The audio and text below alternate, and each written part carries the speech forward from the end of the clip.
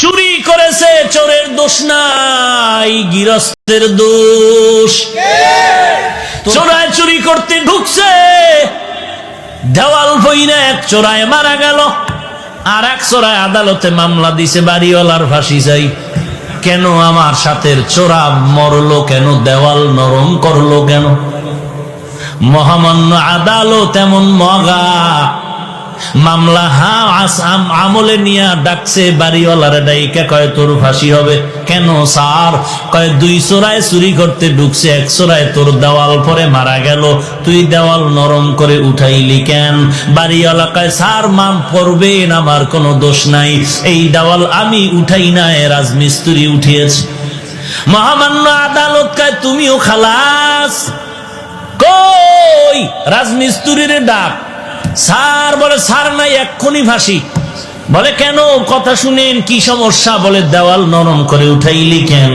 বলে দেওয়াল উঠাইছি আমি, তবে নরম আমার কারণে হয় নাই, যেই যোগালি আমার এই সিমেন্ট মিলাই দিছে, পানি বেশি দিছে, নরম হয়ে গেছে, আমার কোনো দোষ নাই। মহামান্য আদালতকে তোরও মাফ করে দিলাম। ধর যোগালি কই, এই তুই পানি নরম করে বালু দিলি কেন? বলে স্যার আমার কোনো দোষ নাই, আমি বালতি দিয়া বালুর মধ্যে পানি ঢালতেছিলাম, হঠাৎ করে একটা হাতি জোরে চিৎকার দিয়া দৌড় মারছে, এই ভয়ের ঠেলায় বালতির পানি বেশি বেড়ে গেছে, হাতিওয়ালার দোষ। বল তুইও মাফ। হাতিওয়ালারে ডাক, হাতিওয়ালা তুই এই অন্যায় করলি কেন? কয় স্যার আমার হাতি এমনি চেতে না, এমনি গরম হয় না, এক বেডিয়ে এক মহিলা সুন্দরী রূপসী স্বর্ণের অলংকার লাগাইয়া ঝুম ঝুম করে আওয়াজ করতেছিল, হাতি দেখা গরম হয়ে গেছে। তুমিও মাফ। মহিলার ঝুনঝুনালারে ডাক, মহিলা ডাকছে, এই ম্যাডাম তোমার ফাঁসি হবে। বলেন কি ম্যাডামের ফাঁসি হবে? বলে হ্যাঁ। কেন? বলে তোমার ঝুনঝুন আওয়াজে হাতি গরম হইছে, চোরায় মারা গেছে। বলে আমার ঝুনঝুন আওয়াজ তো আমি বানাই নাই, এই দোষ সব স্বর্ণকারের। এই আওয়াজ কেন আমার দোষ? বানাইছে কে? স্বর্ণকার। তুমিও খালাস। স্বর্ণকার লাব্বাইক। কেন অস্ত্র বানাইলি এইভাবে আওয়াজ দেনেওয়ালা? স্বর্ণকার এবার তো কোনো দেয়ালে পেট থেকে গেল, এখন আর কোনো জবাব নাই। স্যার কিছু করার নাই, বানাইছি তো বানাইছি। বলে এখন তোর ফাঁসি হবে। বলে কই এর ফাঁসি আমার গলায় আসলো কেন? কি এর ফাঁসি? বলে পরে ফাঁসির পরে জানা যাবে, এখন ফাঁসি হবে। কোনো কথা নাই। কপাল বড় খারাপ, ফাঁসির মঞ্চে যখন স্বর্ণকারের নেওয়া হলো, ফাঁসির মঞ্চে যখন দাঁড়ায় গেল, ফাঁসির মঞ্চে গিয়ে দেখে মারাত্মক সমস্যা, ফাঁসির রশির সাথে গলা মিলে না, রশির ফাঁকা বড়, গলা চিকন। এইবার বলে বাদশা নামদার কি করা যায়? কয় এর গলার সাথে রশি মিলে না, কয় এডারে বাদ দিয়া এই দেশে খুঁজা দেখ যার গলা মোটা, এডারে ঢুকা।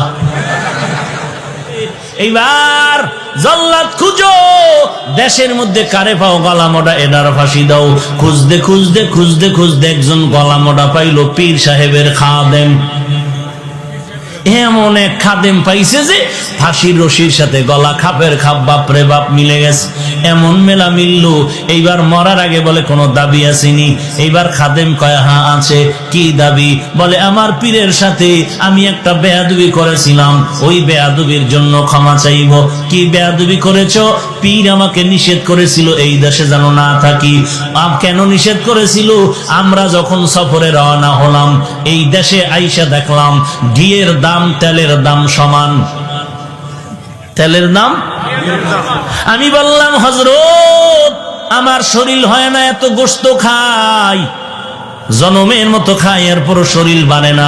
তেলের দাম ঘিয়ের দাম যেহেতু সমান, কম দামে ঘি খাইয়া মোটা হয়ে যাব। আমার পীর বারবার বলছে এই দেশের ঘি খেয়ে মোটা হইলে বিপদে পড়বি, কেন এত দামি ঘি কেন কম দামে পাইলে খাবো না?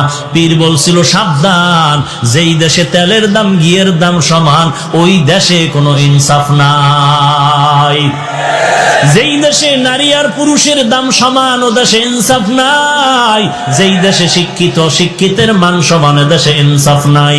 পীরের কথা আমি মানি নাই। আমি পীরেরে বললাম হুজুর যত বয়ান দেন ঘি না খাইলে কলিজা ঠান্ডা হবে না। হুজুর আমাকে বলল টের পাবি সময় মতো। এখন তো টের পাবো পাবো ভাব। আমার পীরের একটু খোঁজ করে দেখাও। পীরেরে তালাশ করে আনা হলো। হযরত জি মেহেরবানি করে মাফ করে দেন, মুরব্বির কথা না মানলে এমনই গজবে পড়া লাগে, এমন বিপদ আইছে, কোথার ফাঁসিয়া আমার গলায় লাগতেছে, কোথায় জানি কি গ্যাঞ্জাম লাগছে, এখন আমারে ফাঁসি দিচ্ছে, সরকার আমারে দাওয়াত দিছে ফাঁসির জন্য। এই বিপদ থেকে বাঁচার উপায় কি? বলে মুরব্বী মানবি জীবন ভর? বলে হ্যাঁ মানবো। মুরব্বীর সাথে বেয়াদবি আর করবি নি? কয় জীবনও করবো না।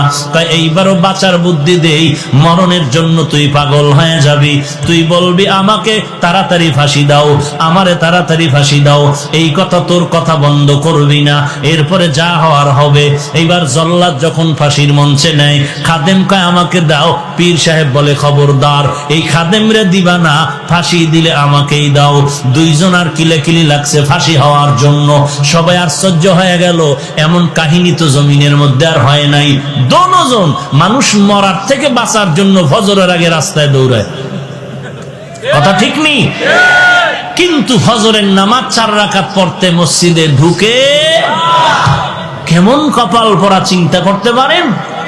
যে ডাক্তারের কথায় ফজরের সময় রাস্তায় দৌড়ায়, পাশে মসজিদে নামাজ চলে, 4 রাকাত নামাজে মসজিদে ঢুকে না।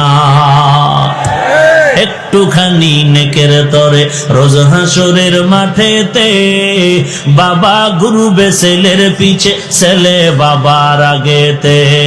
আহাতে মন কঠিন দিনেতে নামাজ তোমায় ভুলবে না, ঠিক মতো পড়িলে নামাজ জান্নাত তোমার ঠিকানা।